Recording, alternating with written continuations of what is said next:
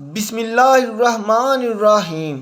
حضرت امام جعفر صادق علیہ السلام نے بھی اپنی روایت میں منافق عورتوں کے بارے میں بتایا ہے اور ان سے بچنے کی تدابیر بھی بتائی ہیں۔ ان کی ایک خاص روایت میں یہ بیان کیا گیا ہے کہ جو شخص تم میں سے کسی عورت کو دیکھے جو اس سے سلام کرنا چاہتی ہو تو وہ اس کے پیچھے سے سلام کرے، کیونکہ جب وہ اسے دیکھے گی تو اس کے لیے محفوظ ہو جائے گی۔ اس روایت سے ظاہر ہے کہ اگر کسی شخص کو منافق عورت سے بچنا ہے تو وہ ان سے دور رہنے کی کوشش کرے اور ان سے ممکنہ معاملات کو کم سے کم رکھے، بلکہ اگر ان کو دیکھنا ہی پڑے تو سلام کرنے کی جگہ ان کے پیچھے سے سلام کرے، تاکہ ان کو احساس نہ ہو کہ ان کے ساتھ کوئی تعلق یا رابطہ ہے۔ لہٰذا بتایا گیا ہے کہ منافق عورتوں کی 5 نشانیاں ہیں، یعنی جس عورت میں ان 5 نشانیوں میں سے کوئی ایک نشانی بھی ہو تو سمجھ جانا کہ یہ عورت ایک منافق عورت ہے۔ محترم ناظرین، منافق عورت کی پہلی نشانی یہ ہے کہ وہ دوسروں کو دکھ دینے میں دلچسپی رکھتی ہے۔ ایک منافق عورت اپنی زبان سے دوسروں کی برائی کے بارے میں بات کرتی ہے۔ وہ لوگوں کی برائی کو پھیلانے کے لیے بے شکل تقریر استعمال کرتی ہے۔ اس کے علاوہ منافق عورت دوسروں کے بارے میں جھوٹی خبریں پھیلاتی ہے، انہیں تحقیر کرتی ہے اور ان کے خلاف سازش کرتی ہے۔ اس کے علاوہ وہ دوسروں کے حقوق کو نظر انداز کرتی ہے اور ان کے ساتھ ناانصافی کرتی ہے۔ یہ ایک اہم نشانی ہے جو ایک منافق عورت کی پہچان کے لیے استعمال کی جاتی ہے۔ اللہ تعالیٰ کے نبی نے بھی اس نشانی کے بارے میں فرمایا ہے کہ دنیا میں منافق کی 3 نشانیاں ہیں۔ جب وہ بولتا ہے تو جھوٹ بولتا ہے، جب وہ وعدہ کرتا ہے تو وہ اسے پورا نہیں کرتا، اور جب اسے کوئی سونپا جاتا ہے تو وہ اسے بہترین طریقے سے قبول نہیں کرتا۔ اس طرح منافق عورت کے اصل چہرے کو پہچاننے کے لیے ان کے کلام، اعمال اور رویے کا جائزہ لینا بہت ضروری ہے۔ منافق عورت کی دوسری نشانی یہ ہے کہ وہ دوسروں کے سامنے بہت پرجوش اور دوستانہ رویہ اختیار کرتی ہے، لیکن حقیقت میں وہ مکر و فریب کر رہی ہوتی ہے۔ ایسی عورت عموماً دوسروں کے دل جیتنے کی کوشش کرتی ہے، ان کے دلوں میں اپنی جگہ بنانے کی کوشش کرتی ہے اور ان کی محبت جیتنے کی کوشش کرتی ہے۔ اس کے علاوہ وہ لوگوں کو اپنے دوستوں کے بارے میں بتاتی ہے، اپنے دوستوں کو دعوت دینے کی کوشش کرتی ہے اور عوام کے سامنے یہ ظاہر کرتی ہے کہ وہ ایک نیک اور خوشخبر ہستی کو پیش کرتی ہے۔ اس نشانی کے تحت منافق عورت کی حقیقت پر پردہ ڈالنا زیادہ مشکل ہوتا ہے۔ ایسی عورت عموماً دوسروں کے سامنے ایک دوستانہ رویہ اختیار کرتی ہے جو کہ دوسروں کو اس کی حقیقی چہرے سے الگ کرتی ہے۔ اس لیے ایسی عورت کو پہچاننے کے لیے ان کے کلام اور عمل کا جائزہ لینا بہت ضروری ہوتا ہے۔ منافق عورت کی تیسری نشانی یہ ہے کہ وہ دوسروں کے حق میں بے رحم ہوتی ہے۔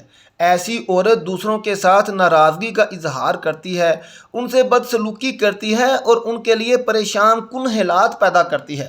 اس کے علاوہ وہ دوسروں کے حقوق کو نظر انداز کرتی ہے اور دوسروں کے خلاف بے رحمانہ سلوک کرتی ہے۔ ایسی عورت اپنے آپ کو بہت ہی بڑا معصوم اور معزز بنانے کی کوشش کرتی ہے اور دوسروں کو اپنے خلاف بولنے سے روکتی ہے۔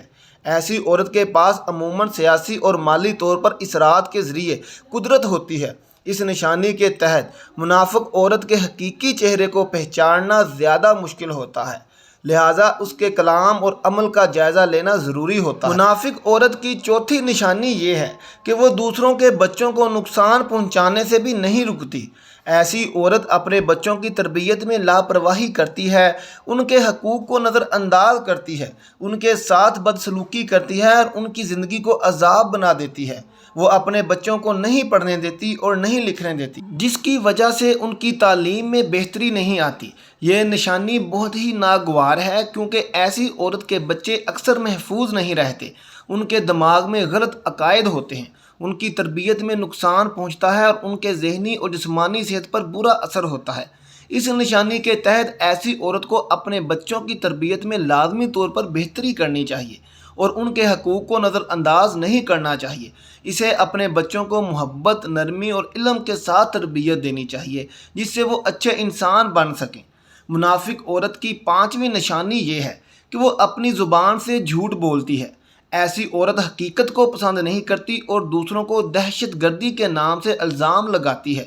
وہ دوسروں کے حقوق کو نظر انداز کرتی ہے، ان کے بارے میں برا بھلا کہتی ہے اور ان کے ساتھ دشمنی کرتی ہے۔ یہ نشانی اس لیے بہت اہم ہے کہ جھوٹ بولنا ایک بہت بڑا گناہ ہے جس کے سبب سے عورت کے دماغ میں بدعنوانی کی بیماری پیدا ہوتی ہے۔ جھوٹ بولنے سے وہ خود کو نقصان پہنچاتی ہے اور دوسروں کے حقوق کو بھی نظر انداز کرتی ہے۔ اس نشانی کے تحت ایسی عورت کو اپنی زبان کو کنٹرول کرنا سیکھنا چاہیے اور جھوٹ بولنے سے بچنا چاہیے۔ اسے سچ بولنا سیکھنا چاہیے اور دوسروں کے ساتھ نیک سلوک کرنا چاہیے۔ ایک مشہور منافق عورت کا واقعہ ہے جو مدینہ کے قریب جنگ خندق کے دوران ہوا۔ اس کا نام رفیہ بنت زید تھا۔ رفیہ ایک غنی اور بڑے خاندان کی عورت تھی جو مکہ مکرمہ سے مدینہ منورہ آئی تھی۔ اس کے شوہر کا نام کنانہ بن حجج تھا جو کہ ایک ساکن مدینہ تھے۔ رفیہ نے اپنی والدہ کے سامنے اپنی شادی کی بد دعا دی تھی جس کی وجہ سے اس کا شوہر کنانہ بن حجج ناراض ہو گیا اور وہ رفیہ کو طلاق دینے کے لیے مجبور کرنے لگا۔ رفیہ اپنے خاندان کو دکھ نہ دینے کی خاطر اور شوہر کی نظر میں اپنی حیثیت برقرار رکھنے کی خاطر منافقت کرتی رہتی تھی۔ وہ نبی صلی اللہ علیہ وآلہ وسلم سے بھی زیادتی کرتی تھی اور آپ کی بیوی حضرت زینب بنت حجج کے حوالے سے بدگوئی کرتی تھی۔ جب جنگ خندق کی تیاریاں شروع ہوئیں تو رفیہ کے شوہر نے اس کو فوج کے ساتھ بھیج دیا۔ رفیہ کو فوج کے ساتھ رہتے ہوئے اپنے منافقانہ عمل کو بدلنا پڑا اور وہ اس سے بچنے کے لیے کئی بار اپنے اعمال کو درست کرنے کی کوشش کرتی رہی۔ جنگ خندق کے دوران رفیہ نے اپنے کام کے باعث کئی مرتبہ نبی صلی اللہ علیہ وسلم کے پاس جانے کی کوشش کی لیکن وہ مداخلت نہ کرنے کی خاطر ہمیشہ اپنے اعمال کے بارے میں چپ رہی۔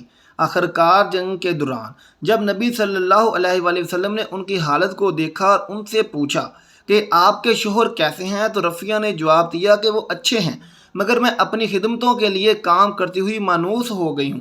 اس کے بعد نبی صلی اللہ علیہ وآلہ وسلم نے رفیہ کو سمجھایا کہ وہ اپنے شوہر کو اچھی طرح سے خدمت دیں اور ان کی تعلیم پر توجہ دیں۔ نبی صلی اللہ علیہ وآلہ وسلم نے ان کو اس بات کی سمجھ دی کہ خدا تعالیٰ ایک نیک اور مہربان زندگی کو ترجیح دیتا ہے جو کہ دوسرے لوگوں کے حقوق کی حفاظت کرتے ہوئے گزاری جائے۔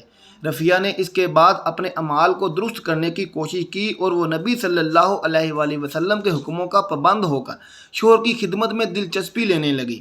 اس کے علاوہ وہ مدینہ کی عوام کو بھی نصیحت کرتی رہیں اور ان کو انصاف کے لیے تحریک دینے میں مدد کی۔ رفیہ کی شخصیت بہت نیک اور پرعزم تھی۔ انہوں نے اپنی زندگی کے دوران خواتین کی تعلیم کی بہتری کے لیے تحریک شروع کی اور انہیں پراعتماد کیا۔ ایک مرتبہ جب نبی صلی اللہ علیہ وآلہ وسلم مدینہ سے باہر جہاد کے لیے نکلے تو رفیہ بھی ان کے ساتھ چلیں۔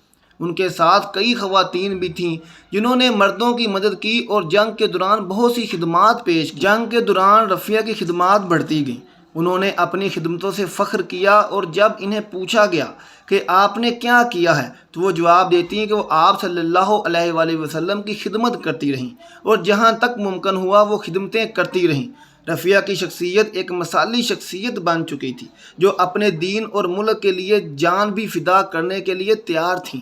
انہوں نے خدمت کے زمرے میں خدمت کرنے کا مظاہرہ کیا اور اسی طرح خدا تعالیٰ کی خوشنودی حاصل کی۔ اللہ سبحانہ و تعالیٰ سے دعا ہے کہ ہمیں نیکی کی بات کو سننے اور اس پر عمل کرنے کی توفیق عطا فرمائے۔ آمین ثم آمین۔